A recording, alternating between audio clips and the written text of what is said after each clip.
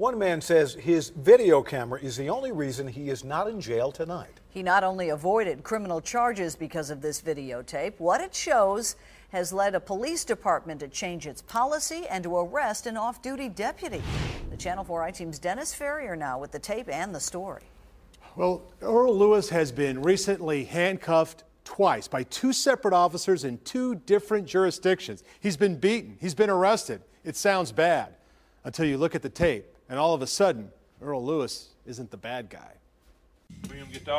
Earl Lewis has no criminal record. He tries to never get too excited. After all, he's a heart transplant survivor with 3 back surgeries and 2 knee surgeries. He's a little fragile.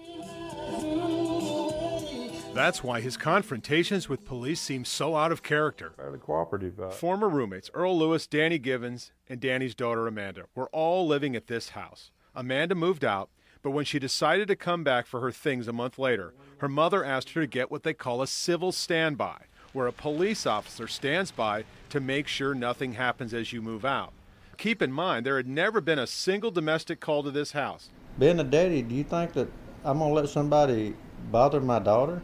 Dixon police officer Scott Hull came to the house with Amanda, but listen to his recordings. He doesn't identify himself to the homeowner and just walks into the house.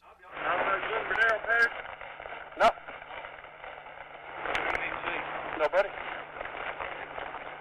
You with her? Oh, I guess. Who are you? I'm Earl Lewis. Okay.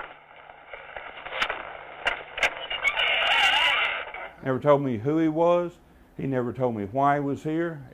I asked who was he looking for. He said nobody. He was non-responsive to any of my questions. So Earl Lewis says he doesn't know Amanda's in the bedroom until it's too late. Hands up. Get your hands, boy. You better get your hands up. When Officer Hull realizes Earl Lewis has a gun, which he legally owns and carries, things get heated. You better stop right now. I ain't doing anything, sir. I was bent back so far that I could feel bones grinding. I was really in fear of Earl's life. That I thought that he was really going to hurt Earl. Finally, roommate Danny Givens grabs Earl's video camera and turns it on, and everything de-escalates. Hang on, listen to me. I understand that, and I'm willing to work with you on that. But when I got your hands secured and you start pulling away, I've never pulled away. You pulled away.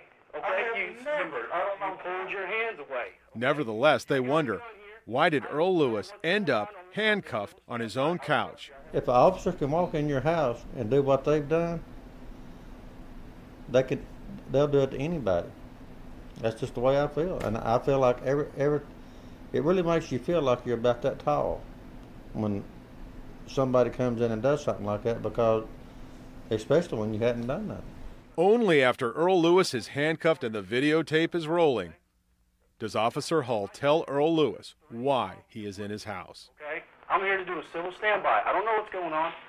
The TBI investigated the incident and found no wrongdoing, that Officer Hull was invited by Amanda, who used to live there. Nevertheless, Dixon Police Chief Rick Chandler has changed Dixon policy because of this incident. There should be communications. There should be communications. Officers must now identify themselves and cannot enter homes without the homeowner's permission. By the way, the first officer responding to backup was a county sheriff's deputy named Kenneth Brown. Why do we mention that? Well, I don't know, and I don't care.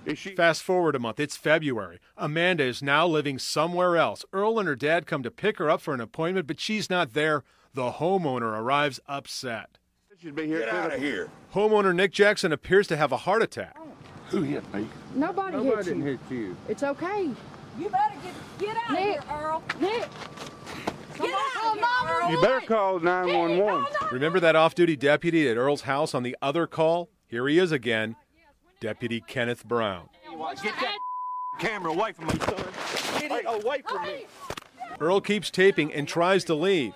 I've been ordered to move out of here, get his foot out of the way so I don't break his leg. No, you're going to stay right there, Hot Rod. Jackson appears to recover from his heart episode. No, I got you, Nick. Why don't you take what you've done to my child? I got you, Nick. There's 1, 2, 3, Come on. That ain't... Damn. Come on, Nick.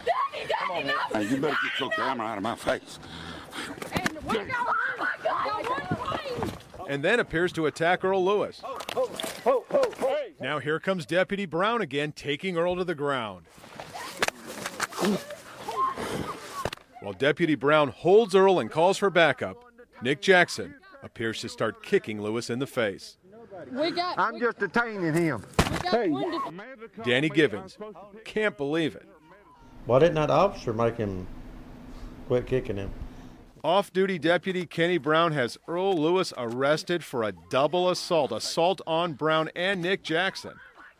And that's where it stood, until authorities finally looked what was on this videotape, and everything flips. All charges against Earl Lewis dropped. Now Deputy Kenny Brown and Nick Jackson are charged with assault. If I had not had that video camera, I would have been the one that was charged, and I would have been found guilty.